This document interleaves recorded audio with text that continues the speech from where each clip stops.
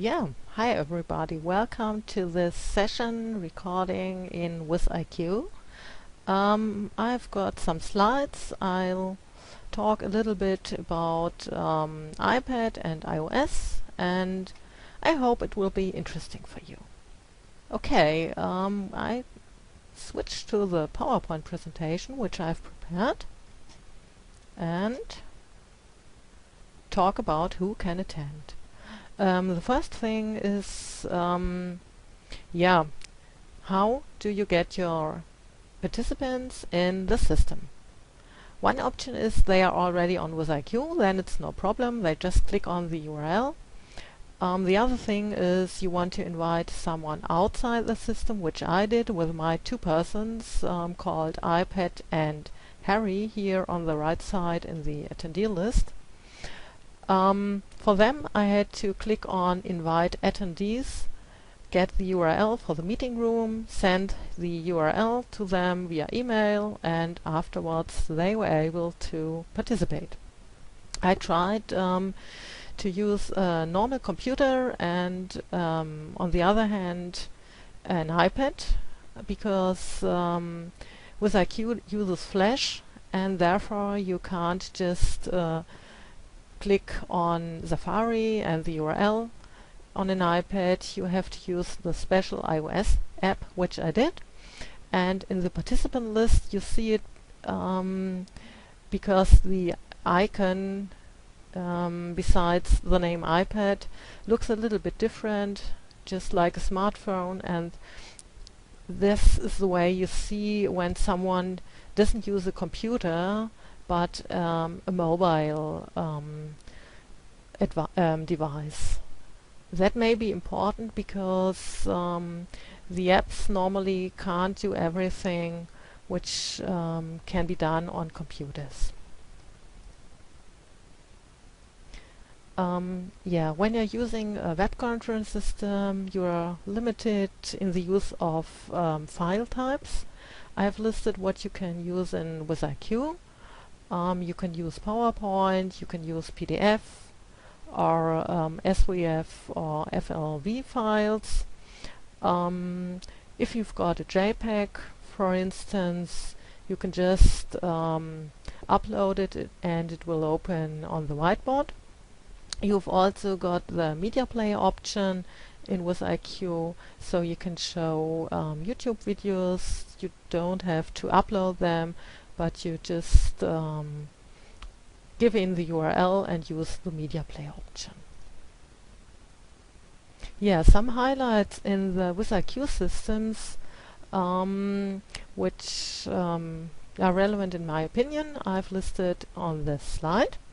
First of all, it's always important that you check your audio configuration in a web conference system, especially if you are the host, because when the others don't hear you, it becomes very stressful and you sure want to avoid it.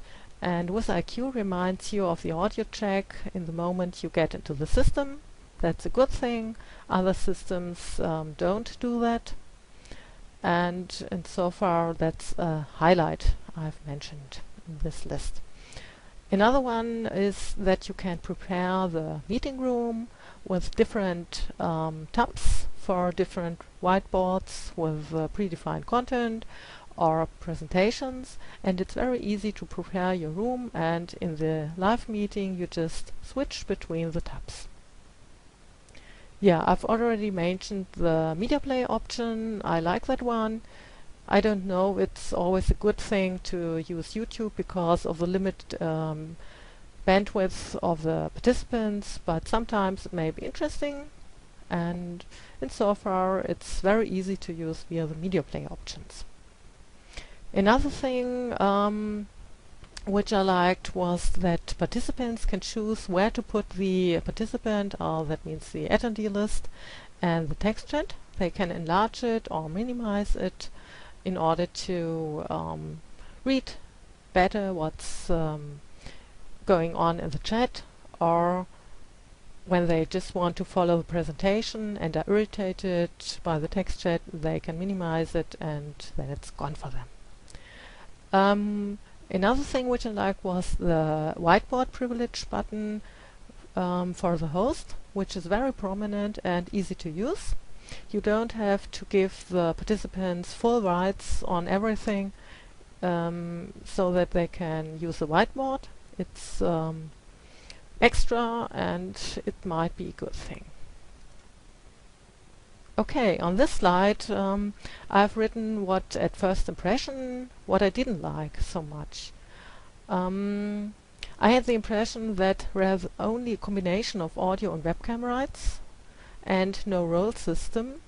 By that I mean Adobe Connect, for example, which I use a lot, has a role system. You have got a role called presenter, moderator, and there you can put the people in with one switch, mouse click, and drag and drop. And then they've got audio and whiteboard and webcam rights. And when they finish their presentation, you just put them back in the participant group. It's very easy to do, and you always see who has got which rights. It's easy to use, and you can do it with one switch and not many clicks like this system here. Yeah, what's really a problem for me in this meeting room is that there are no different room layouts. That means you have one user interface and that's it. You can't put 3 text chat pods or windows on the screen. Besides, for example, you have no note section, you have just the whiteboard. And what I mean by that will be clear if you've already used a system like Adobe Connect. There you've got predefined layout settings, and you can start your session with the presenter layout and then switch to the discussion or collaboration layout. They look different and are optimized for these functions, goals, etc. And I really missed it in this system.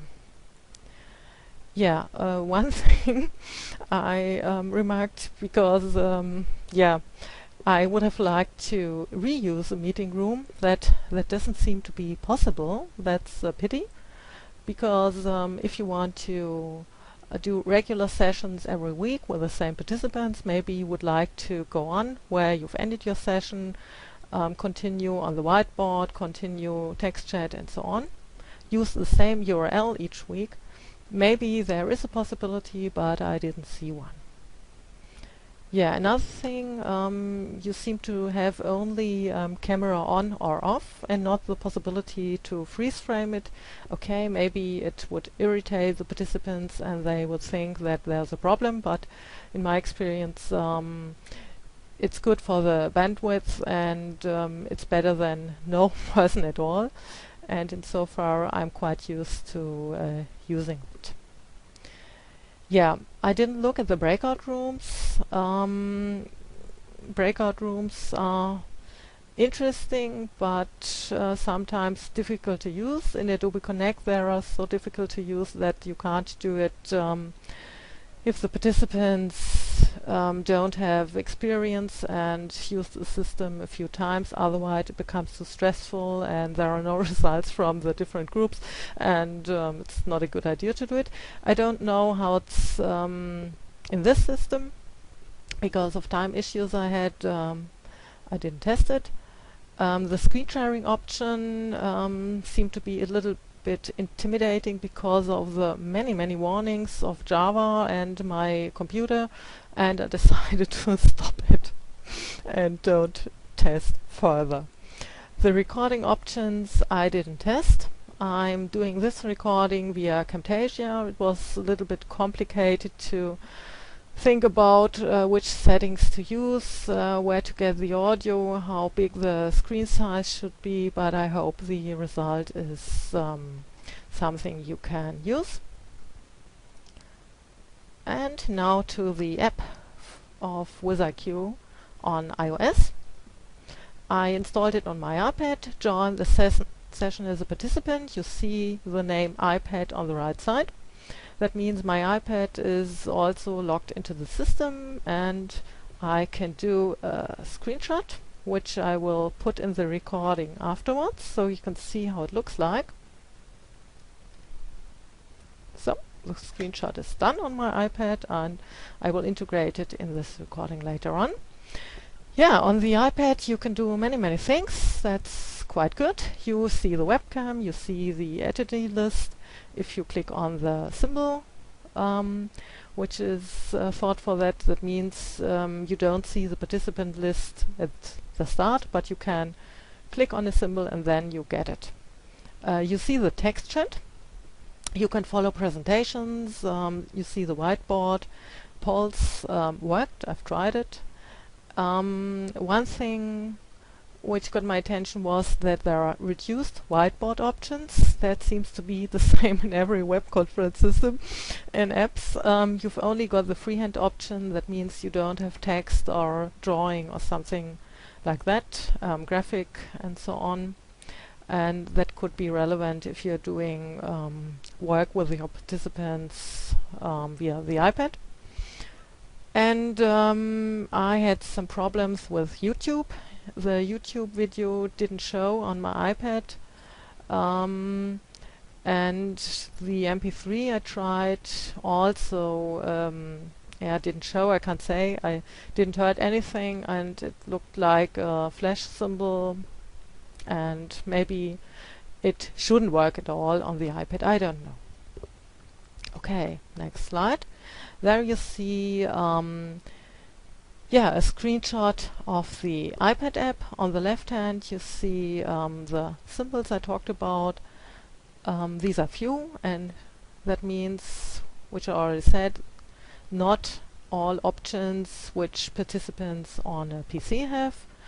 On the right sidebar you see the different symbols, the hand symbol to get attention from the teacher, the microphone symbol if you've got rights to speak, and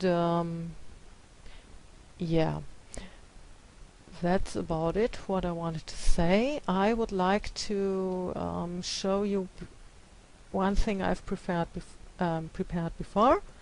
Just a second. And this would be a YouTube video I've prepared for use in this room. That's a recording of the big fire we had some 100 meters here from where I live on the last weekend, which got me a little bit distracted from the live session. The fire went on for about 17 hours. It was a very big fire, seen 100 kilometers far from Mannheim also, and we were lucky that the smoke wasn't dangerous. Okay, just to show you how a video would look like. Okay, and that's it. Thank you for your attention.